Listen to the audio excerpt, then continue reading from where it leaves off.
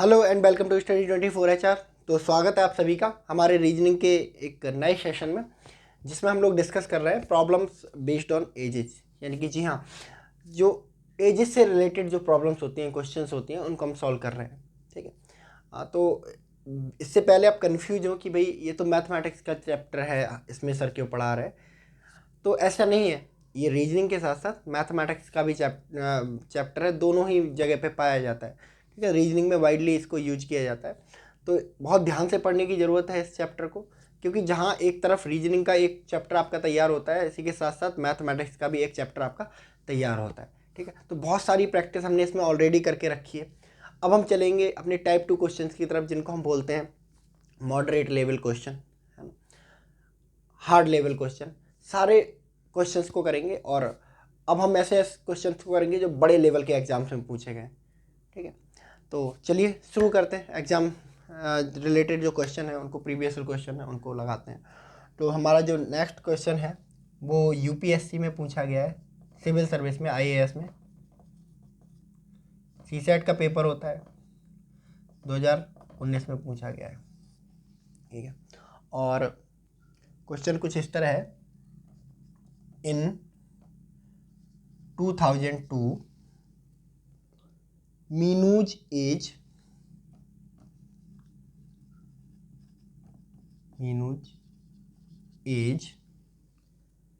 was 1/3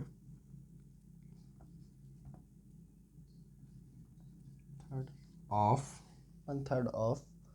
the age of Meera. ठीक है, where age in 2010 where age in 2010 Meenu's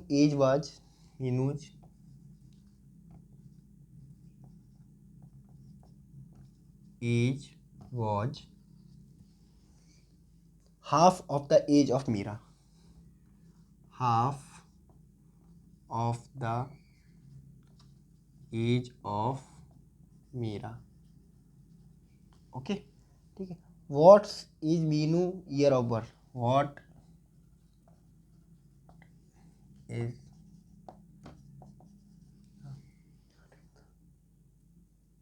Meenu's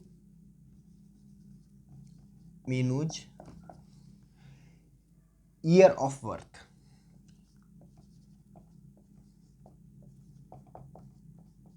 year of birth. इन्होंने आपके answer कुछ इस तरह दे के रखे हैं।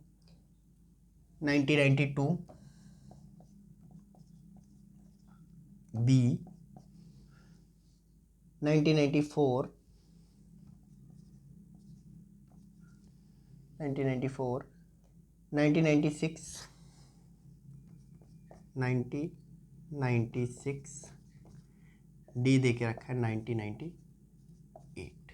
अब देखिए, सिविल सेवा में पूछा गया है क्वेश्चन, यानी कि दुनिया की सबसे टफ कहे जाने वाले एग्जाम्स में, ठीक है, इंडिया के सबसे बड़े एग्जाम्स में, एग्जाम में एक क्वेश्चन पूछा गया है। ठीक है, रीजनिंग का क्वेश्चन को ब्रेक करेंगे। प्रॉब्लम बेस्ड ऑन एज का सबसे सॉल्यूशन है, सिंपल सॉल्यूशन, सिंपल ट्रिक कह लीजिए आप, कि क्वेश्चन को पार्ट्स में ब्रेक करो। अगर आप क्वेश्चन को एकदम पढ़ के सॉल्व करने की कोशिश करेंगे, क्वेश्चन नहीं होगा। इसको करने का सबसे आसान तरीका होता है कि आप क्वेश्चन को लाइन बाय लाइन ब्रेक करें और उसी के अकॉर्डिंग सॉल्यूशन करते जाएं।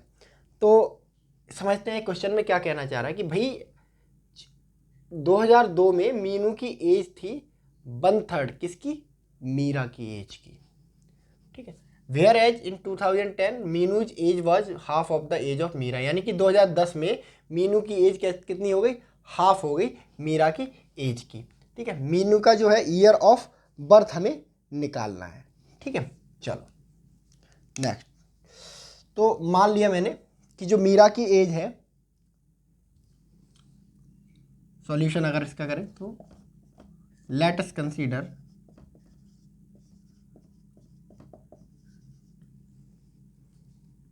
मीरा की एज कितनी है, Meera age is x year and Meenu ages, Meenu ages, Meenu की एज यहाँ लिखते हैं, मीनू की एज जो है एक्स ईयर है और मीरा की age and Meera age is by year. ठीक है, मान लिया हमने। अब कह रहा है भाई 2002 में बात चल रही है 2002 की। 2002 में मीनू की एज कितनी थी, 1/3 थी, यानी कि एक्स और बाई। मीनू की एज 1/3 थी कितनी, मीरा की एज के, यानी कि 1/3 अगर कर दे मीरा की एज को तो हमें पता चल जाएगी मीनू की एज। ठीक है, कितना निकला यहाँ से, 3x is equal two by. Okay, अब इन 2010 यानी कि 2002 से अब 2010 तक, है ना, 2002 से 2010 कितने साल हो गए, 2010 में 8 साल लेटर, 8 ईयर लेटर, यानी 8 साल बाद की बात हो रही है, 2008 और 2002 और 2010 के बीच में। तो देखो x + 8 y + 8 कह रहा है कि भाई जो मीनू की एज है हाफ हो जाती है किसकी, मीरा की एज की। अगर इसको हाफ कर दे तो बराबर हो जाएंगे ना मीनू और मीरा की एज, है ना। चलो 2 को इधर लेके जाएंगे, 2x + 16 is equal to y + 8, इधर y की जगह लिख देंगे 3x, 2x + 16 is equal to 3, y की जगह कितना लिखना है 3x + 8, इसको इधर लेके जाएंगे, तो 3x - 2x, और इसको इधर लेके जाएंगे तो 16 - 8 कितना हुआ, x = 8। तो what is the Meenu's 8 date of birth. ठीक है, यानी कि 2002 में कितनी थी एज इसकी, 8 साल की थी। तो 2002 में 8 साल की थी, तो 2002 में से अगर 8 को घटा दें तो कितना बचेगा, 1994, यानी कि 1994 में पैदा हुई होगी मीनू कहीं जाके। ठीक है, तो बहुत सिंपल सा है। और आंसर देखो कहीं 1994 दिख रहा है हमें, 1992 नहीं, 1994, option B will be the correct answer. आए समझ। चलिए इसको एक बार और समझने की कोशिश करते हैं। भाई ये कह रहे थे कि मीरा की एज जो है इन 2002 में was the 1/3 of age of Meera. तो मैंने मान लिया कि भाई 2002 में जो मीरा की एज थी, मीनू की एज थी, वो x ईयर थी, मीरा की एज जो थी बाई ईयर थी। अब कह रहे हैं कि भाई जो मीरा की एज है, मीनू की एज है, वो 1/3 है किसकी, मीरा की एज की, यानी कि 1/3 ऑफ बाई है। ठीक है, x = 1/3 ऑफ बाई। तो यहाँ से क्या हो जाएगा, ये 3 इधर जाएगा तो 3x × बाई। अब 2010 में कह रहे हैं भाई 2010 में मीनू की एज आधी हो जाती है किसकी, मीरा की एज की, यानी कि 2002 की बात कर रहे हैं तो 8 साल बाद की, यानी कि दोनों की एज में अगर 8 जोड़ दें, ठीक है, तो 8 साल बाद की एज हो जाएगी। बट अगर दोनों इसकी मीरा की एज को अगर हम आधा कर देते हैं तो क्या हो जाएगी, दोनों की एज बराबर हो जाएगी। हमने दोनों इक्वेशन हमारी बन गई। हमने बाई की जगह 3x को पुट कर दिया, x बराबर हमारा आ गया 8। वो कह रही है कि भाई मीनू की डेट ऑफ बर्थ बताओ, यानी कि 2002 में मीनू कितने साल की थी, 8 साल की थी, है ना। अब 2002 में से अगर हम 8 घटा देंगे तो 0 साल कब पैदा हुई थी, वो किस ईयर में पैदा हुई थी, अगर 8 घटा देंगे तो 1994 आएगा, 1994 में वो पैदा हुई थी। ठीक है, तो ये सिंपल सा सॉल्यूशन है, इसको नोट कर लीजिए। चलिए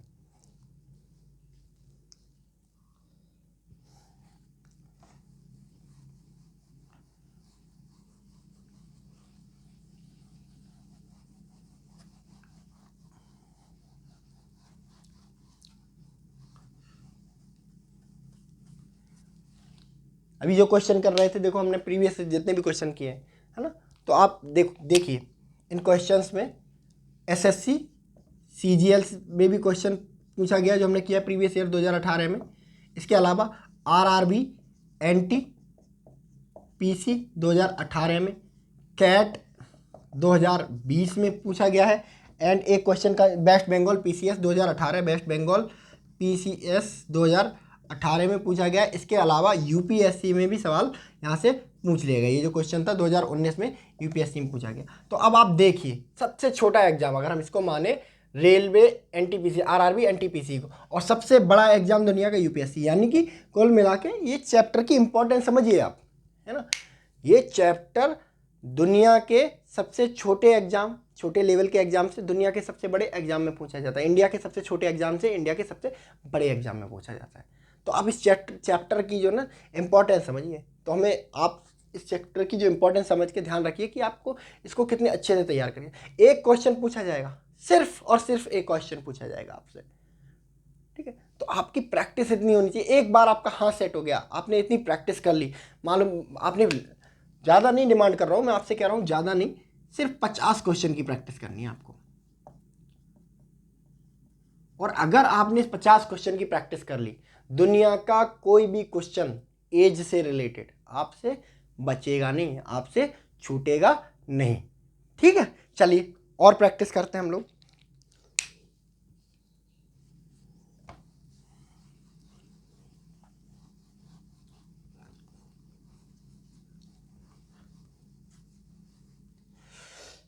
नेक्स्ट क्वेश्चन है the sum of the ages of 4 children, okay. और ये क्वेश्चन पूछा गया है भाई आरआरबी एनटीपीसी फेज 1 2016 में। आरआरबी मतलब आरआरबी एनटीपीसी 2016 में क्वेश्चन पूछा गया भैया। ये क्या क्वेश्चन क्या कहता है, the sum of the ages of 4 children, the sum of the ages of 4 children born at the intervals of 4 years, born at the intervals of 4 year is 48, ठीक है। Find the age of youngest child, find the age of youngest child, ठीक। Option इन्होंने कुछ इस तरह दे के रखे, A 4 year, B 5 year, C 6 year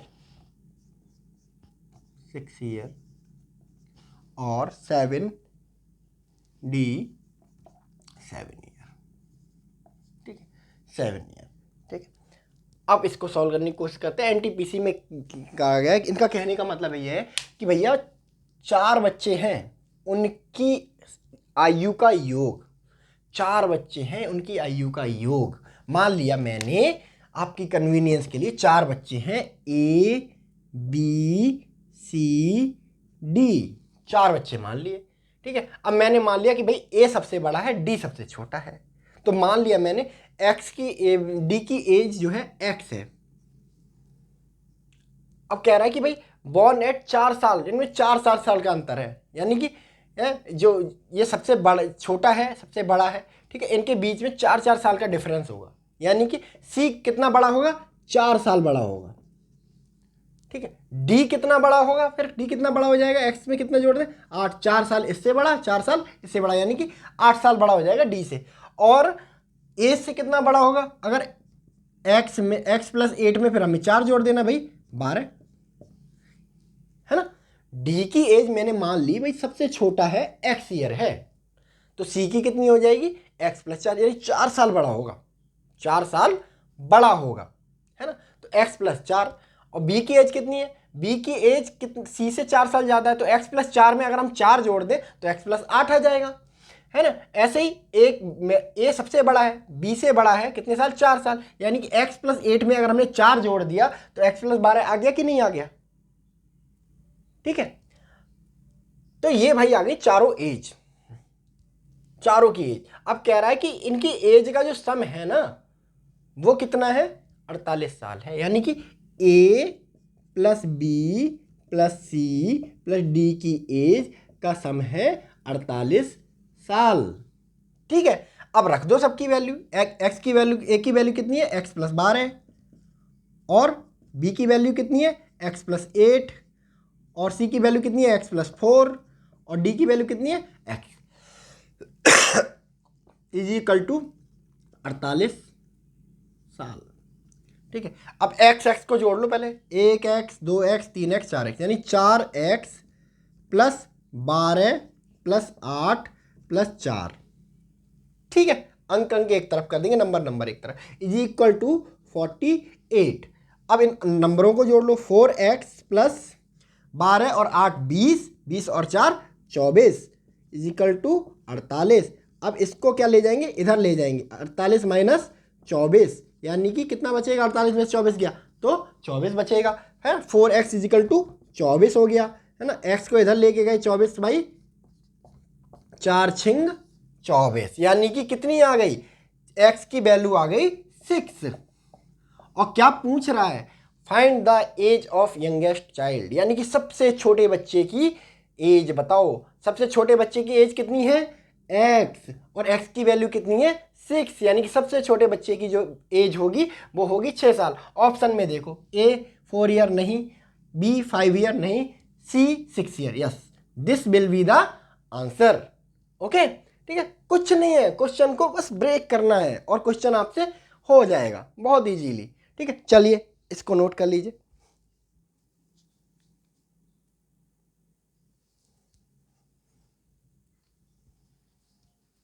चलिए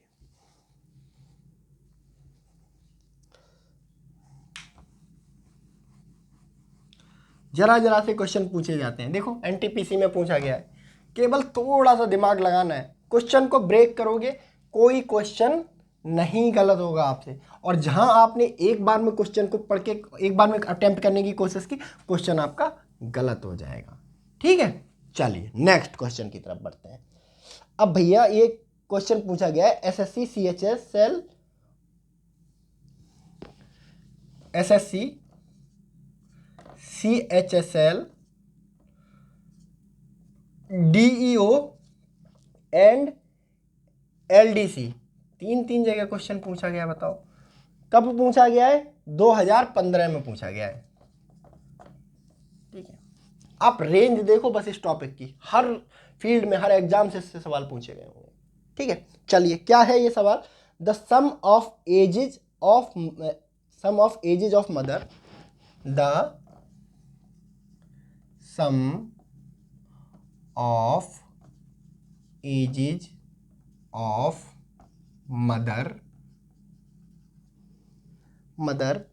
daughter,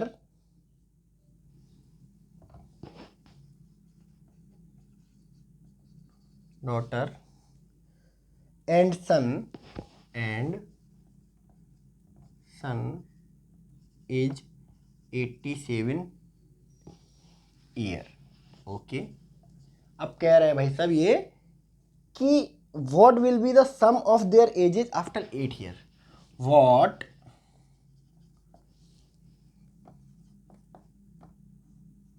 will be the sum of ages after 8 year, ठीक है। आंसर इसमें ऑप्शन क्या दे के रखें, ऑप्शन ए 101, ऑप्शन बी कितना दे के रखा है, 110, ठीक है। ऑप्शन सी 111, ऑप्शन डी क्या दे के रखा है, 105,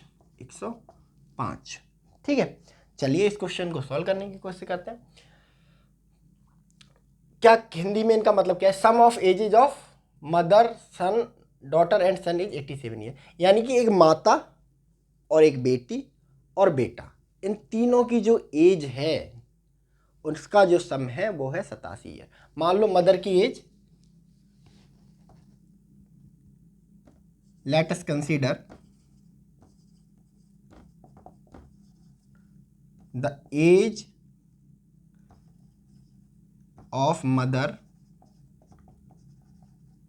इज m, ठीक है। Age of daughter is d, ठीक है। Age of son is s, ठीक है। अब कह रहा है भैया कि इन दोनों की जो एज है, इन तीनों की जो एज है उनका सम कितना है 87 ईयर, यानी कि m d plus s is equal to 87 year, ठीक है। अब कह रहा है what will be the sum of age after 8 year, यानी कि आफ्टर 8 ईयर किसकी हो जाए, एज कितनी हो जाएगी, मदर की एज m प्लस 8 हो जानी है, और डी डॉटर की एज कितनी हो जानी है, d प्लस 8 हो जानी है, और सन की एज कितनी हो जानी है, s प्लस 8 हो जानी है, यानी कि सबकी उम्र 8 बढ़ जाएगी ना, ठीक है। अब तो इनकी एज आफ्टर 8 ईयर इनकी जो एज है उनका सम कितना हो जाएगा, यानी कि अगर इनकी एज का सम निकालें, देखो sum of age after 8 year is equal to, जोड़ दो सबको, m plus 8 d plus 8 plus s plus 8, ठीक है। यानी कि देखो m plus d plus s, ये तो नहीं जुड़ेंगे आपस में, 8 8 8 3 8 आ गए, यानी कि 8 और 8 16, और 16 में 8 जोड़ा तो बचा हो गया 24, और एम डी एस हमें पता है, m plus D plus S, इसकी वैल्यू कितनी है 87, ये देखो 87 ईयर, ये रखी हुई है 87 ईयर। 87 में 24 और जोड़ देते हैं, कितना हुआ 7 और 4 11, एक बच्चा, 8 और 2 10 और 1 11, यानी कि 111 ईयर हो जाती है इन तीनों की एज आफ्टर 8 ईयर। देखो कहीं कोई ऑप्शन है 111, ए ऑप्शन है 101 नहीं, ऑप्शन बी 110 नहीं, option C 111, yes option C will be the correct answer, ठीक है। तो है कुछ इसमें, बस क्वेश्चन को बस तोड़ना है अपने हिसाब से, ठीक है। क्वेश्चन टूट गया, सवाल हो गया। चलिए इसको नोट कर लीजिए।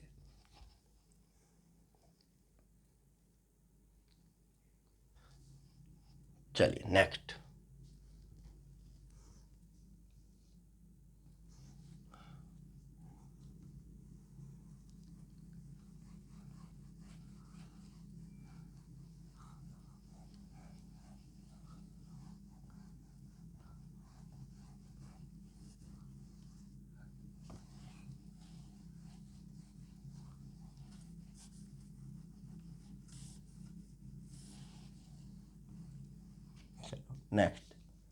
Eight the time of my birth, question दे के रखा है, और ये क्वेश्चन पूछा गया है UP triple S C forest guard 2015, UP triple S C forest guard 2015, ठीक। क्वेश्चन कुछ इस तरह है, at the time of my birth, at the time of my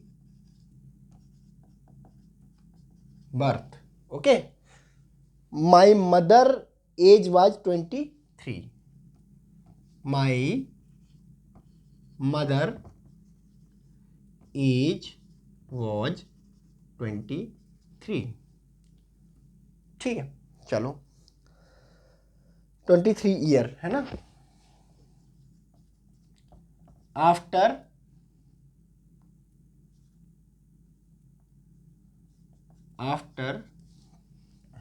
6 year,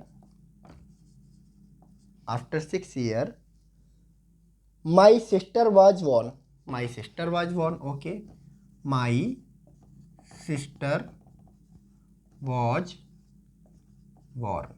Okay, my sister was born.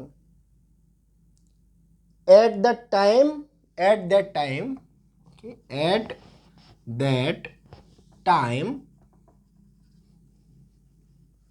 my father's age is 34. My father's age is 34 years. Okay चलिए, what is the difference between the age of my mother and my father? What is the difference between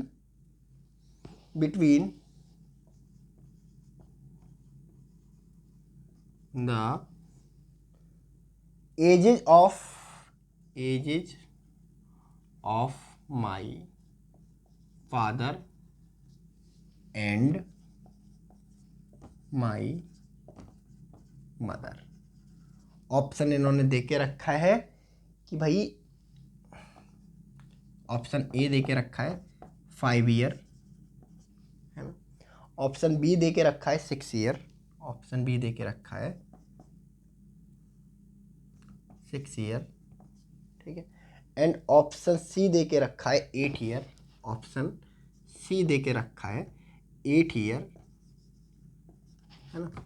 and option D दे के रखा है 11 year, option D दे के रखा है 11 year. Okay, अब इस question को समझने की कोशिश करते हैं। कितना भारी भरकम क्वेश्चन लग रहा है ना, देख के पसीने छूट जाए। और कहाँ, छोटे से एग्जाम में पूछा गया, यूपी SSC फॉरेस्ट गार्ड, छोटा सा सी लेवल ग्रेड एग्जाम होता है ना। अब देखो, इतना बड़ा क्वेश्चन लग रहा है और लोग देख के डर गए कि यार पेपर तो सर बड़ा कठिन आ गया, क्या करें, पसीने छूट गए। इतना बड़ा क्वेश्चन कि समझ ही नहीं आ रहा था क्या, कहाँ से करें। लेकिन मैंने आपको एक मूल मंत्र बताया कि कभी भी बड़ा क्वेश्चन देख के आपने डरना नहीं है। जो भी बड़ा क्वेश्चन होता है ना, उसका सॉल्यूशन उतना ही घटिया निकलता है, बहुत छोटा सा, कुछ नहीं होता है सवाल में, सिर्फ थ्योरी दिखा के आपको डराया जाता है, ठीक है। 2015 में लोगों की कंप्लेंट थी कि भाई फॉरेस्ट गार्ड का पेपर बहुत टफ आया है, कि बड़े बड़े क्वेश्चन पूछे गए थे। अभी देखो आपको पता चलेगा कि क्वेश्चन है कितना बड़ा। Eight the time of my birth कहता है कि भाई जब मैं पैदा हुआ था ना, मेरी मम्मी की एज थी 23 ईयर, ठीक है। मेरे पैदा होते टाइम पे मेरी मम्मी की एज थी 23 year. After 6 year my sister was born. At that time my father age is 34 year, ठीक है। कह रहा है भैया after 6 year my sister was born, यानी कि 6 साल बाद इसकी सिस्टर पैदा हुई, यानी कि 6 साल बाद इसकी माँ की उम्र क्या होगी? Mother age at the time of sister birth.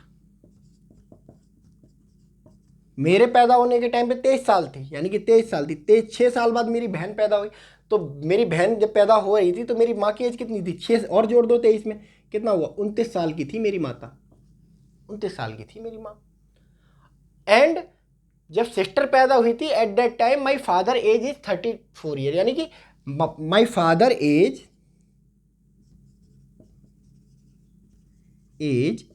At the time of my sister birth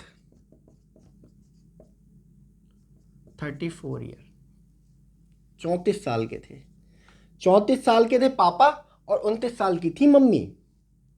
अब क्या पूछ रहा है? What is the difference between edges of my father and my mother, यानी कि 34 साल के हैं पापा, 29 साल की मम्मी, तो डिफरेंस निकाल देना है। डिफरेंस ऑफ एजेज, डिफरेंस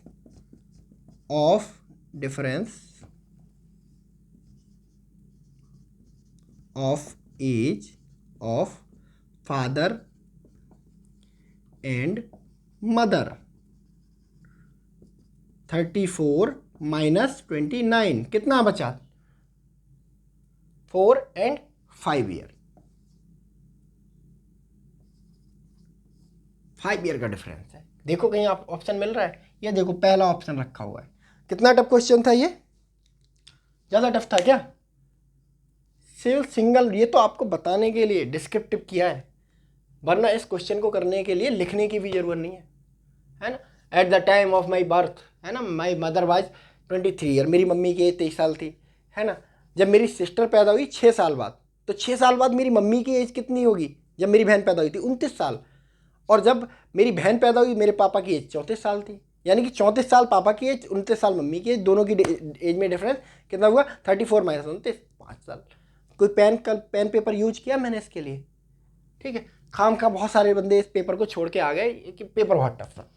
ठीक है, तो हमेशा याद रखिए कि जिस क्वेश्चन की लैंग्वेज बहुत टफ है, जिस क्वेश्चन की लैंग्वेज बहुत ज़्यादा है, उस क्वेश्चन का आंसर उतना ही घटिया होगा, उतना ही सिंपल होगा। ठीक है, चलिए नोट कर लीजिए इसे। ठीक है, चलिए नेक्स्ट क्वेश्चन की तरफ मूव करते हैं।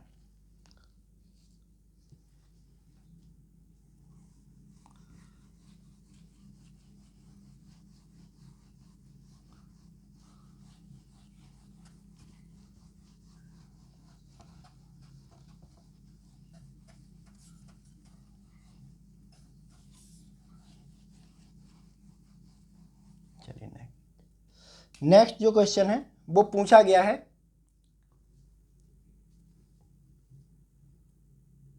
IBPS क्लर्क के एग्जाम में 2019 में। ठीक है, क्या कहता है ये क्वेश्चन? ये क्वेश्चन कहता है द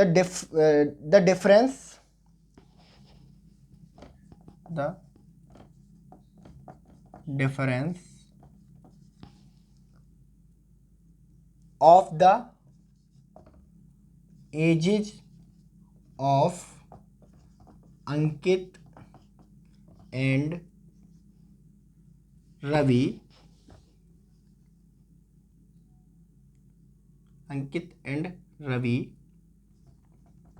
is 24 years. ठीक है, the ratio of their ages, the ratio of their ages is 5:7.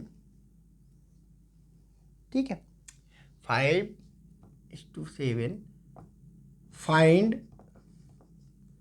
the sum of their ages. Okay, option नहीं लिखते, है ना, ब्लाइंड खेलेंगे इसमें। ठीक है, तो भाई कह रहा है, इनका कहने का मतलब ये है कि डिफरेंस ऑफ अंकित और रवि की जो एज है ना, उसका जो अंतर है वो है 24 साल का। ठीक है, और ratio of their edges is 5:7, यानी कि अंकित और रवि की जो एज है ना, उसका रेशियो है 5:7, यानी कि अंकित की एज अगर यहाँ से निकाले, अंकित की एज जो है कितनी हो जानी है? 5A हो जानी है, और रवि की एज कितनी हो जानी है? रवि की एज हो जानी है 7A। ठीक है, अब कह रहा है कि इन दोनों की एज का जो डिफरेंस है वो 24 साल है, यानी कि 7A minus 5A is equal to 24, यानी कि 2A is equal to 24, A is equal to कितना होना है? 12 हो जाना है।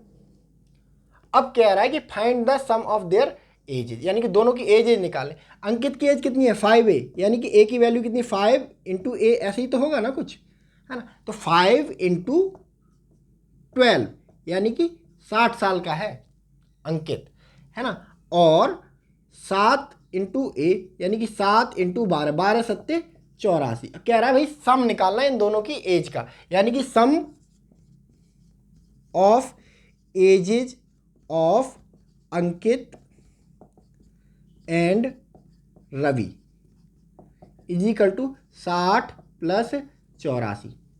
कितना हुआ? अगर इसका सम देखें तो 4 और 8 14, 144 साल, 44 साल के हैं दोनों। ठीक है, तो कितना सिंपल सॉल्यूशन है ना। कॉन्सेप्ट वही रहता है, बस घुमा घुमा के क्वेश्चन पूछेगा, घुमा घुमा के क्वेश्चन पूछेगा आपसे। ठीक है, चलो इसको नोट कर लो।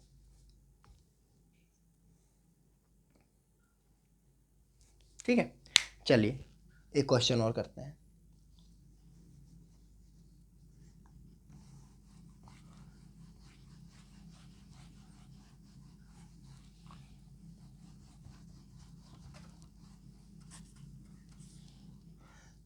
कह रहे हैं भाई द करंट एज ऑफ, ये क्वेश्चन पूछा गया है SSC 10+2 2018 में। ठीक है, ये क्वेश्चन कह रहे हैं the current age of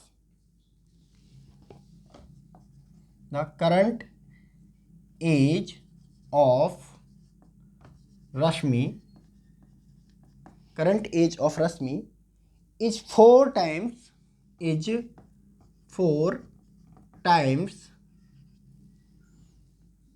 the age of the age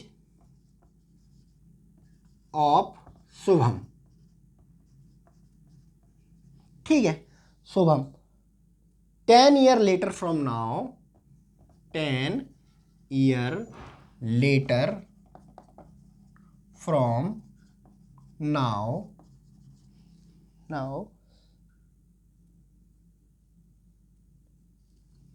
Rashmi age कितनी हो जाती है? Rashmi age will be twice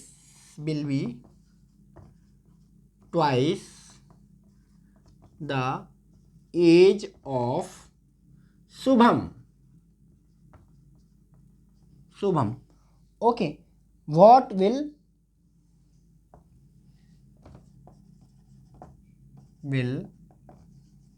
Shubham current age क्या है? भाई कह रहा है कि रश्मि की जो एज है ना वो 4 टाइम्स है, 4 गुना है शुभम की एज की। मतलब मान लो, अगर let us consider Shubham age कितनी है? x year. तो रश्मि की एज कितनी हो जाएगी? रश्मि की एज देन रश्मि की उम्र कितनी हो जाएगी? रश्मि 4 गुनी हो जाएगी ना। शुभम की एज जब x ईयर है तो इसकी कितनी हो जाएगी? 4x year. ओके, अब कह रहा है कि 10 साल बाद, अब से 10 साल बाद, यानी कि दोनों की एज में 10-10 जोड़ दें हम, x + 10। कह रहा है कि भाई रश्मि की जो एज है वो ट्वाइस हो जाएगी, किसकी? 2 गुनी हो जाएगी, किसकी? शुभम की। क्योंकि अगर शुभम की एज को 2 गुना कर दे तो बराबर हो जाएगा ना रश्मि की एज के। अब देखो 4x + 10 = 2x + 20। इसको इधर ले जाएंगे, 4x - 2x, और इसको इधर ले जाएंगे 20 - 10, यानी कि 2x = 10। x = कितना हो जाएगा? x = कितना हो जाएगा भाई? 10/2, यानी कि 5 साल। शुभम की एज कितनी है भाई? 5 साल। ठीक है, तो है इसमें कोई रॉकेट साइंस? बहुत इजी क्वेश्चन है। ठीक है, एक बार इसको नोट कर लो आप।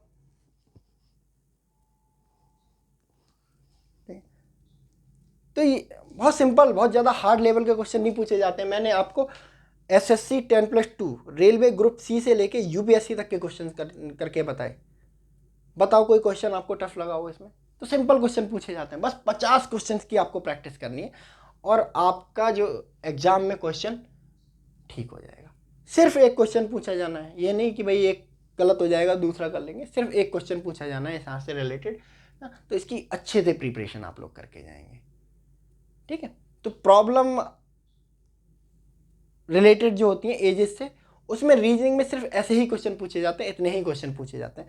इन वीडियोज को जो 2 सेशन हमने रिकॉर्ड किए हैं प्रॉब्लम बेस्ड ऑन एजेस पे, कम से कम इसको 2 बार देखें। उसके बाद आपको जो PDF के नोट प्रोवाइड किए जाएंगे उन नोट्स को बार बार पढ़ें। ठीक है, आपको कहीं बाहर से प्रैक्टिस करने की बहुत ज़्यादा ज़रूरत नहीं है। ठीक, और आपका क्वेश्चन ठीक हो जाएगा। ठीक है, तो आज के इस सेशन में इतना ही। ठीक है, मिलते हैं रीजनिंग के अगले सेशन में एक नए अच्छे वीडियो के साथ में, है ना। तब तक के लिए थैंक यू वेरी मच।